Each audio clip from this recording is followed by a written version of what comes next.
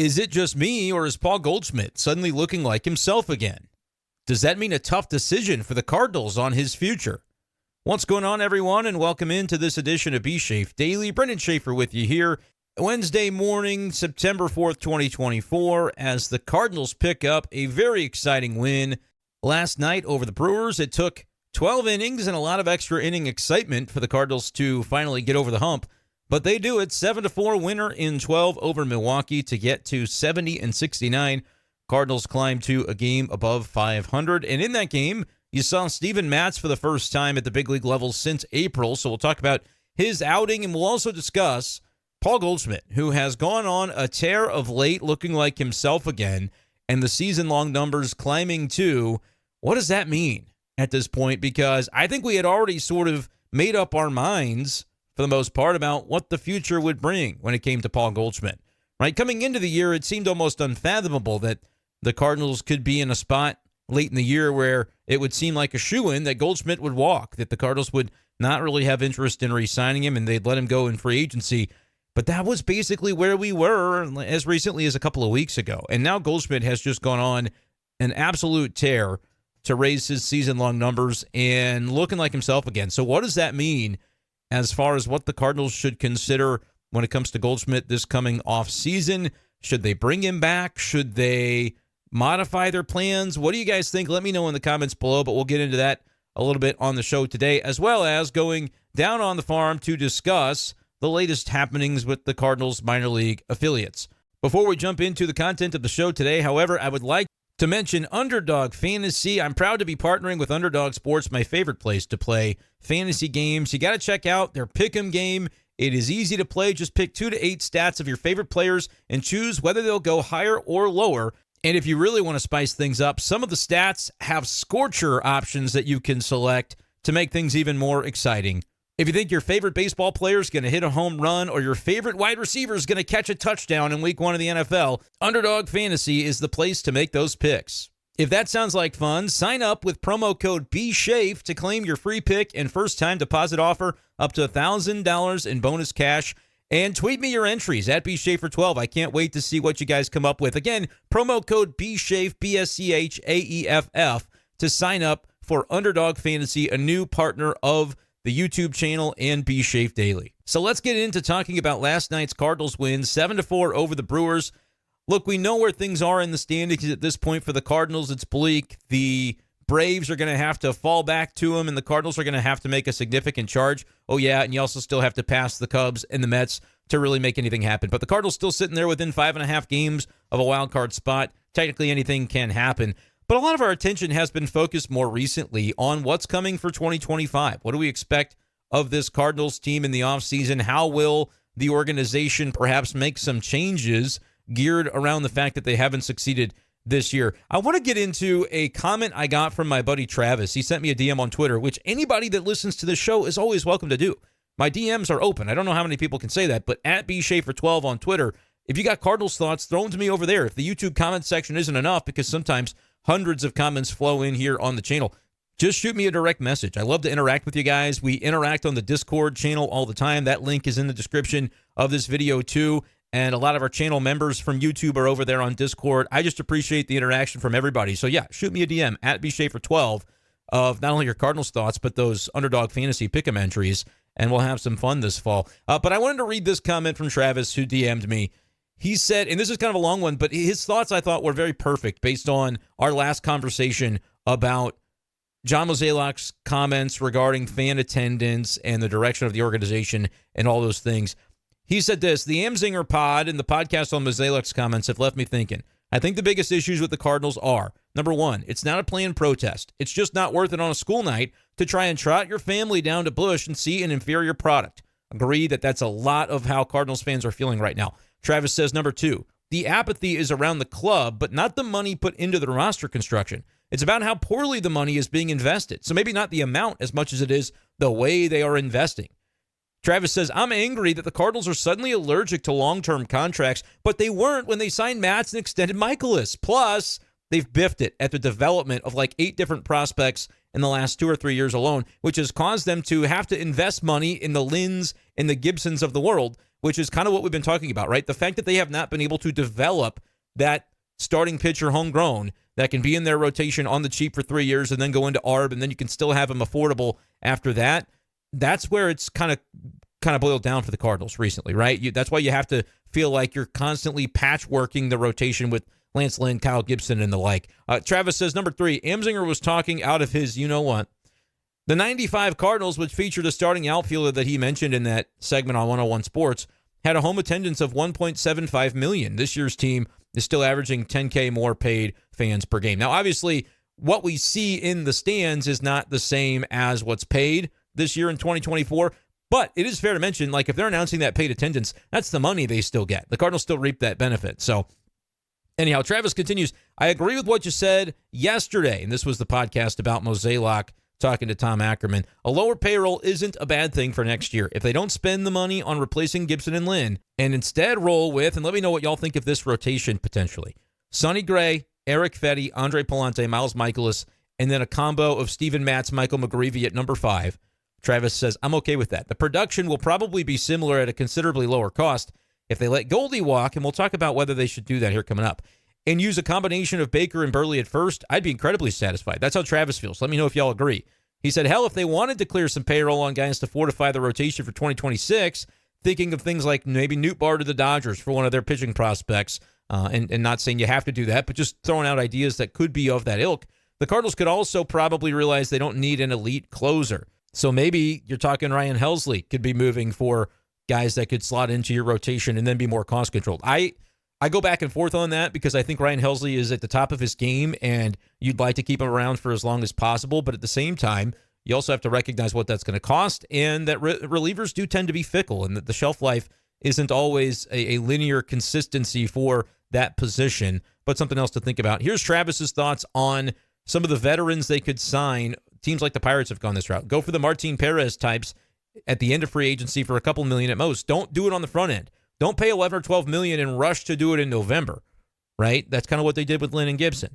You can wait until the end of free agency, and then that allows you to take advantage of the values. And I think personally, guys, last year the Cardinals weren't willing to do that because they felt like they had to prove to the fans that they weren't going to let the bottom drop out of the rotation again. Because if you went through November, December, January, and then you showed up to winter warm-up and you hadn't done anything yet, oh my goodness, like there would have been a lot of angst, I think, from Cardinals fans. And look, it may have all panned out. That might have been the savvy business way to go about it. But I don't think you could have sold that to the fan base last year. This year, you may not have the choice. It may be the best plan to say, let's rely on the notion that if we don't get anybody on a value, we can lean back on McGreevy. We can lean back on Graceffo. We do still have Michaelis and Matz under contract, that's a sunk cost. But also, if you're not willing to sink further costs into the team, you might just have to keep those guys around and give them opportunities to be your number 4, number 5 starters next year, etc. But basically kind of wait around and allow the market to come to you. And Travis thinks they should stock the bench with guys like Prieto, Fermin, and Sajasi. They don't need to spend millions on nostalgia. Sell youth to the fan base. Don't claim to be trying to compete and then surprised when you start DFAing guys to cut costs and everybody gets mad and you're wondering why they're getting upset. He said, I just don't like that DeWitt and his lackeys are using lower attendance as the cause of a decreased payroll when it is, in fact, the effect of poor free agency decisions and bad player development. Travis said, apologies for the novel. And I said, I'm going to read most of your novel on the show tomorrow because I feel like that is a lot of how Cardinals fans are feeling right now. He summed it up pretty concisely. So let me know, Cardinals fans, if you agree with that or not. Speaking of Steven Matz, let's talk about his efforts from last night. It was kind of, when you have Steven Matz and we still don't know what they're going to do with Lance Lynn coming back, I kind of had this feeling of like, are you in on improving for 2025 and seeing what you have in guys, or are you still catering to veterans? Like, which is it? Because with Armstrong and Pham being DFA'd and allowed to go on to other teams where they felt like they could be on contenders, and that was certainly something that Pham wanted. And for the Cardinals, it's like, well, you can cut a little bit of costs and maybe get a look at some younger players, some guys that you don't know about yet, like Riley O'Brien, like Luke and Baker, etc. I thought that was kind of a sensible plan. Like, when you think about the way that the season has gone for the Cardinals, they're 5.5, they're 6 games out of a wild card spot. It stinks, but to continue to play for the now and ignoring the development. Jordan Walker, another great example. He basically is going to get everyday time now that Pham is gone. And before, it was, well, we really don't trust Jordan Walker to be our best option to win that day. But for how many years have the Cardinals had that mentality where younger players have sort of been by the wayside a little bit in terms of their development because they were trying to win that day as a team? They would bring up guys for bit roles. They would bring up starters from the minors and turn them into relievers, and then they were probably not developing as long-term starting options the way that they could have. Like, this has been a trend for some time. And look, when the Cardinals are winning 90 games every year, it makes sense to have that be your organizational approach. But when you're not, when you're straining to keep 500, you can't still be playing that way. So we talked about how they miffed it when it came to Jordan Walker the first time that they called him back up late in the season. Now they're going to do it differently, and he's going to be an everyday player. And look at that. You get a little bit of confidence instilled in a guy, and he has a 5-for-5 over the weekend. Like, those are the types of things that can happen. So you look at the way that things are going now, and I was wondering how that was going to apply to the rotation when it comes to Matz is ready, Lance Lynn is ready, but is it the best long-term plan for the organization to have those guys back into the rotation, especially if it's above like an Andre Pallante, which I saw the report from Derek Gould where he said on Twitter, there are higher-ups in the organization that believe Pallante has earned his, opportunity to play out 2024 and see if he's a guy for 2025. And I saw that, and I'm like, well, yeah, he's been their best starter. Like, there should not even be a discussion here when it comes to that. So I don't know what the thinking is within the organization. And now that Lance Lynn is sort of in limbo, evidently ready to come back, even though he did not perform in his most recent rehab start, and the Cardinals might have a comment today on definitively what the next step is for Lynn. He's kind of waiting around ready to pitch, and, we'll see how soon they're willing to do that. But they've already added Matz back into the fold and sort of modified it to a six-man rotation, at least for the moment, to say, we'll give everybody, all the veterans, an extra day. Maybe it turns into a situation where one of the other veteran starters hits the IL for a stint. I mean, you look at the recent numbers for Kyle Gibson. He was trending in the wrong direction, but then he shoved it against the Yankees over the weekend. 7 innings, 1 run, 6 Ks. So he's not somebody you're trying to phantom IL. He's finally found his good stuff again. So what do the Cardinals do? Like, I'm not going to beat around the bush that Andre Pallante struggled in his last start, but if they remove him from the rotation for Lance Lynn, it shows that all that stuff they did with Pham and Armstrong was just letting players kind of boss you around, honestly. Great, do right by the player, Tommy Pham, that wants to be somewhere else, but it's a little bit strange to do it with one and not the other. If you're going to cater to veterans in one instance, it's kind of picking and choosing when you're going to do it, I suppose, if they're going to let Lance Lynn take Andre Pallante's spot. And look, Lance Lynn could come back into the rotation and be good. He could come back in and be better than Pallante. But I thought it wasn't only about the performance right now in 2024. If that's a side project, that's great. But if it's going to be about 2025 and learning about what you have, if the Cardinals are talking about limiting payroll for next year anyway, are they really going to bring back Lance Lynn and Kyle Gibson? I don't know. Matz is already under contract, so you kind of, I get you want to learn about him, and he had 7 strikeouts last night. The stuff was good. I don't think he's fully built up to be a guy that can go 6-7, and he's never really accomplished that anyway throughout his Cardinals career. He's just never been a guy that's gone deep. So, could it maybe make more sense to move him to the bullpen and have him be in a long relief role? Sure, but that's kind of where Liberatore is right now, and he looked pretty good last night. I mean, Matthew Liberatore has had his blow-ups this season for sure, and some of them have been rather recent. But last night, Liberatore was, nails, had a couple of walks, but you're trying to work around extra inning situations there, and he pitches the 9th and then pitches a 10th, and is just trying to be careful with guys. No hits allowed, 2 strikeouts, 2 scoreless innings for Libby, and then you have Ryan Helsley come in, gives up the Manfred man, but then comes out and pitches a scoreless 12th, 4 strikeouts for Hels. I mean, that's the kind of stuff that's vintage Ryan Helsley right there. So my point is, I don't really know what you do with Matz and what you do with Lynn, because that's 7 starters. If all else remains the same, it's kind of a squeeze at this point. But are you focusing on 2025 or are you focusing on 2024? I think has to be the way that it plays out. And look, I don't really think seeing anything from Lance Lynn over the month of September should cause the Cardinals to make a different decision on whether or not to bring him back on the option next year. Same thing with Gibson. I think you already kind of need to know that. You don't let September decide that for you, because you know what these guys are. You don't need to look at a small sample size of the final month and say, oh yeah, he was really good down the stretch, so that means he's going to be great, 5 months from now when we come back to do spring training. You have no idea what's going to carry over. So I feel like they should already kind of have it in their heads what they want to do with either or both of those options. The one thing I will say for Lance Lynn, we're kind of dogging him in the way that we're saying he shouldn't just automatically be owed a rotation spot back. And part of that is because of the struggles in his one rehab that he had. But Lance Lynn did pitch well right before the injury, and he was dealing with that injury with the knee the entire way through. His last 3 starts, 6 innings, 2 runs, 5 innings, no runs, 5 innings, 1 run. Those are 3 very passable outings, and the Cardinals won all 3 of those games. Now, granted, start before that, which was now going back to about 2 months ago, right? Because Lynn was out for about a month, and now he's ready to come back. On the 6th of July is when he gave up the 10 earned runs, 11 total runs in that game, 3 home runs. So, those starts are possible with Lance Lynn. But if we're going to talk about Andre Pallante giving up 5 runs and walking 5 guys and giving up a couple of bombs against Milwaukee on Monday, we should at least acknowledge that he's far from the only guy who's had rough outings, and yet you still look at his ERA, it's 3.8 over the course of the season as a starter. So the way the Cardinals are going to handle all of that, it's going to come out in time. We're going to see more from the team on what their plan is, but I think they're between a rock and a hard place on this thing because I understand Lance Lynn's done basically what you signed him up to do. Kyle Gibson, same thing. Can both of them still fit in the rotation while having Pallante have a spot? And then you throw Steven Matz into that conversation too. I don't think Gibby's spot is up for grabs unless there's an injury. I don't think, Pallante's spot should be up for grabs, but just doing some quick math, would it be the easiest thing to do to say, he's not a veteran, we'll kind of yank him around a little bit, and then maybe we'll revisit this in February for next year. You could do that, but I also don't think that's the best way to plan for your future if you're a team that's going to have to be pinching pennies in the offseason. What are you planning for? 2024, 2025? Cardinals are going to have to figure that out when it comes to the rotation, and I'm not even saying there's an easy answer. I don't envy the decision, but that's kind of where they're at, is they're going to have to figure out how to placate some of these, personalities while also making sure they're adhering to what can they find out about things for the rest of the season. Because you can make a case that even though Lance Lynn's done his job and that he's healthy and ready to pitch, Kyle Gibson has done his job.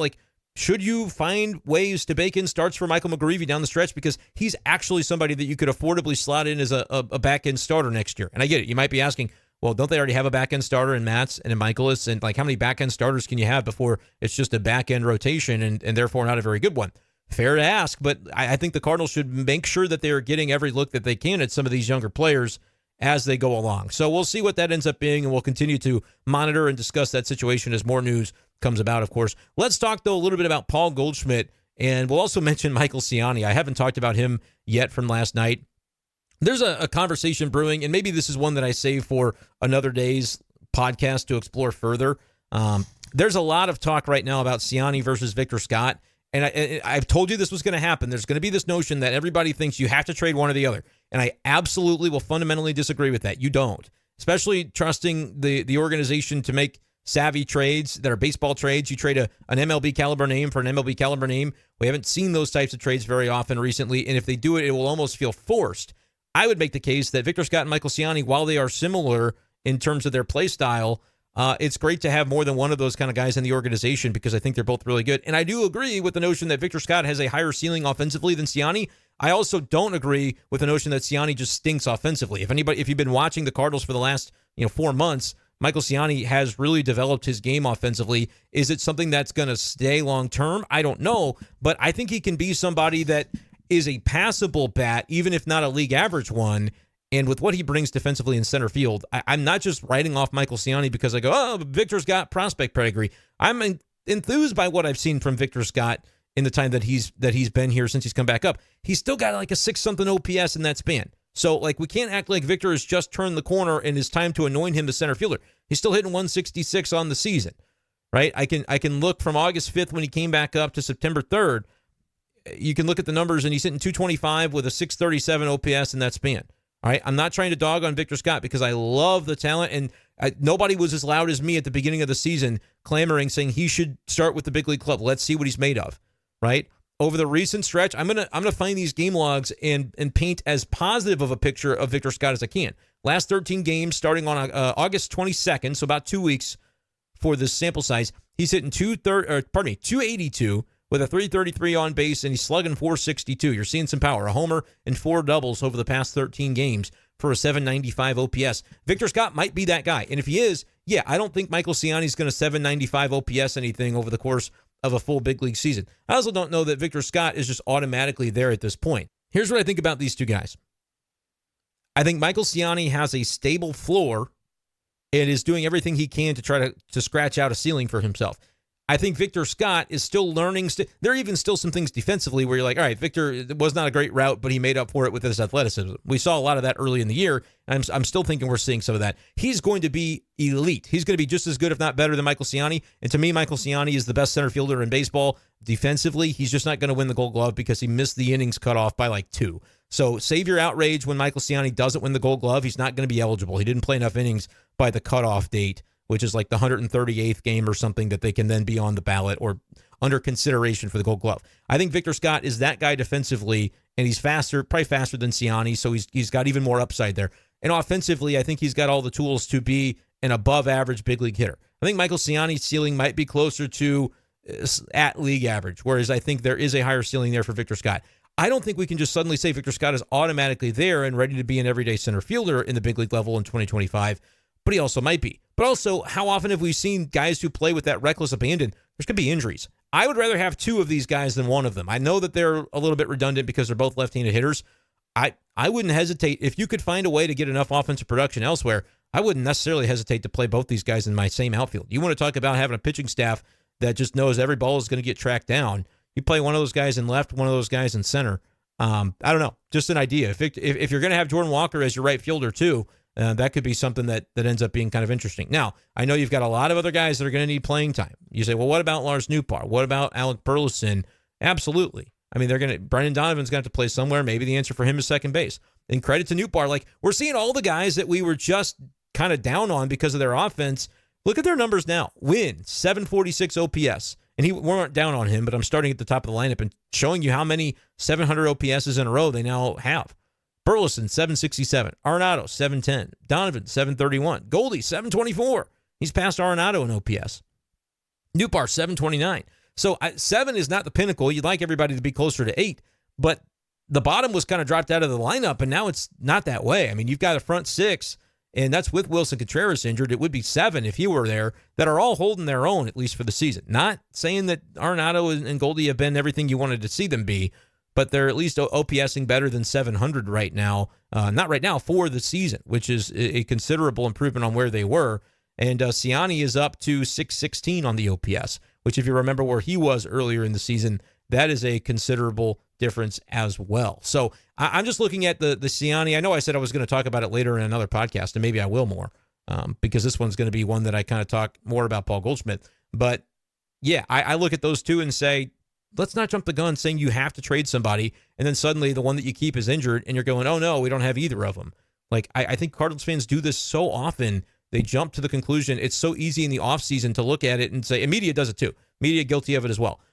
You sit in the offseason and you go, oh, this is our lineup on paper. Who do we need to trade away? Well, got to trade Gorman, got to trade Donovan. You got too many second basemen. Well, no, it all works out. It all eventually works out because during the season there's attrition. And it's like people forget that. And then you get into the season and people complain that they don't have any depth. Nope, keep them both. I wouldn't trade either of them. That's just my stance. I wouldn't trade either of them just to say I have to. If you're getting an actual position of need for one of them, that's a different story. If the other team says, yeah, I really want Michael Siani, I really want Victor Scott, and you can get a legit, like a blockbuster caliber deal for some of those types of names, then that's different. I don't know what that would look like, but I'm just saying that would be the circumstance in which I say, oh yeah, you make a trade. But you don't seek out, oh, I have to make a trade because I have 2 of the same guy. Nope, you just count your blessings. That's the way I see it anyway. All right, I did say I was going to talk about Paul Goldschmidt. That's what we've been teasing the entire way through. Goldy, 3 for 5, 3 RBIs, and another home run in the game last night. Cardinals won that one 7-4 in 12 innings. By the way, Siani had the go-ahead hit, 2 RBI single in the 12th as the Cardinals capped a 3-run 12th inning with Ryan Helsley coming down and shutting the door. So Michael Siani still contributing. Had stolen base as well. Had a play that was damn near the catch of the year. And I thought what is a catch season didn't start until Thursday with the Chiefs and the Ravens kicking off in the NFL. But apparently in baseball, we had to wonder what was a catch. The ruling on that was he had to voluntarily and intentionally then take the ball out of his glove. Otherwise, it's not a catch. You haven't completed the process of a catch, even though it seemed like it was in there for a long time. I think he was twisting his wrist as he was sliding to try and keep it from popping out. But then it was kind of a boomerang, a spring action where his body caught up and fling, the ball came out of his glove. I wonder if he would have tried to keep it cupped up in the air if that would have happened, but you're also trying to not injure yourself when you're making a play like that. So he did everything he could to try and make that catch, and it would have been an unbelievable walk-off catch. Instead, he had to end up with a 2-run single in the 12th as the game was extended from there. But that what was going on last night. Paul Goldschmidt teased it for long enough. Let's look at his numbers. August 24th to September 3rd, over his last 10 games, Goldy is 20 for 39, 2 homers, a couple of walks, 8 doubles. He's hitting .513 with a .537 on base, slugging .872. He looks decisively back with a 1408 OPS over a 10-game hitting streak right now. Like, where was this Paul Goldschmidt all year? This is MVP level Paul Goldschmidt. I'll even backdate it to August 1st. He's a .904 OPS since August 1st. Only 5 home runs in that span, but it's still not very bad. If you want to go even further back, you'll realize that Paul Goldschmidt, second half of the season, has been pretty good. And I know a lot of this has been buoyed by recent numbers with that 10-game stretch we told you. But since July 1st, he's got 10 homers, 282 average, 321 on base, and a .510 slug. That's an .831 OPS. Paul Goldschmidt last year, I don't think he had an .831 OPS. I think he had .810. Yeah. So since July 1, that's over. I mean, it's been more than 2 months. Paul Goldschmidt has been himself from last year, but better. I can even go back. I mean, he had a long hitting streak in June, too. From June 1st to June 9th, I'm just kind of going through the box scores here. He had a hitting streak, then had another 3 in a row right after that. Then from June 16th to June 26th, he had a hitting streak of about 10 games. I mean, this is, you go back to May 11th, there was a big long hitting streak in May that he had. Paul Goldschmidt, since May 11th, has a .792 OPS. I don't mean to alarm anybody, but maybe we buried Paul Goldschmidt a little bit too early, and the signs have been there the whole time, but we just haven't seen the power enough, and we haven't seen enough of the consistency of like 8 doubles in 10 games like we've just seen. He's got 10 extra base hits in his last 10 games. Since May 11th, he's got 19 home runs and 412 plate appearances. He's hitting .268 with a .314 on base, a .478 slug. He's OPSing .792 since May 11th. I mean, that's basically, you throw out April, and suddenly Paul Goldschmidt's season looks a lot different. And look, it's not going to be hard for me to find. I know we've sort of made up our minds and thought, I'm going to search it too, from the beginning of the season to May 10th. Paul Goldschmidt, 190, 279, 256 slug, a .535 OPS. He's been making his way back ever since. Paul Goldschmidt's been a pretty good hitter for most of the year. And I know that is, it's like it didn't feel like it in the moment because he would have an 0 for 12. He would have more of those than we've ever seen from him. I'll find it here. I'm just buzzing through this box score. July, I said, was a really good month for him. He started off with a 13-game, whatever it was, hitting streak, 12, 13-game hitting streak. And then he had an 0 for 13. That sort of took away all the progress, and he was still OPSing .660. We're like, yep, that's kind of been Goldy all year. And then he would go on another little run where he'd do really well. And then he would have, from August 2nd to August 6th, he would have an 0 for 16. It just seems like he kept hitting those walls. But that's outside of those two. He had 2 like 0 for 15s since July. Other than that, he's actually been the model of consistency, ? It didn't feel like it during it, did it, Cardinals fans? But now that things are where they are, did we bury Paul Goldschmidt too early? What would you do? Honestly, Cardinals fans, let me know. What would you do with Paul Goldschmidt? Because now I'm kind of thinking you maybe want to bring him back. Of all the guys that are on this team that are veterans that you're looking to, there's going to be some cost savings. You talk about Lynn, Gibson, that's $11 million here, $11 million there. Goldschmidt, he's not going to cost $25 million again. You could probably sign him for a maybe 2-year deal. I don't know. What do you think? $15 million a year? $12 million a year? I don't know what's worth it. And it might have to be a sweetheart deal to really make you think it's worthwhile. But other MLB teams are going to go, I don't know, that's Paul Goldschmidt. I might give him 3 years if he looks the way he looks down the stretch. It's more difficult than it was, but I have been warning the whole way through. As much as I've said, hey, you could maybe platoon, you could go Burleson as the left-handed bat. Luken Baker has shown maybe more plate discipline than we thought he'd have. His stat line is very bizarre. Luken is 3 for 18. He hasn't played much, but he has walked 7 times. He's in 167, but he's on base 370, slugging 556 because he's knocked 2 homers in 18 at bats. So he's OPSing 926. Luken Baker, here's the thing. We all love Matt Carpenter, but could you see a world next year where Goldy plays every game against lefties? If it kind of think about him as the Albert Pujols of 2022. If they bring him back, whatever the cost is, it's going to be less than he was paid this year. So I'll make the case now for bringing Goldy back. Pay him less than he was paid this year. Have him play against lefties every single time. He's got an 8-something OPS against lefties all year, right? The righties had been the trouble, and now he's coming around he's hitting everybody now. He plays when he's hot against righties, kind of like Albert did. Albert didn't play much against righties in the first half of the season. I know he was chasing 700. That was part of it. But then he was the best hitter in the National League for the second half of the year after the All-Star break, so he just played. And, how hard is that to write Albert Pujols' name into the lineup? That was easy. Made the decision easy. If Goldy starts to force that decision, well, then he's the everyday guy again, and Burley's got to prove himself. But otherwise, Burley can play some first base, get a little more acclimated with the position defensively. Luken Baker is your Matt Carpenter off the bench, except for from the other side of the plate. And this organization is teeming with left-handed options for the bench. So there should be no issue replacing what that Matt Carpenter role was.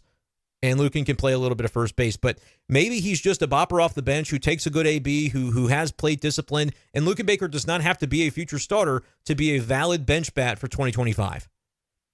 And maybe you just don't play him a ton, but every time there's a late game at bat against a lefty, Luken Baker is there looming.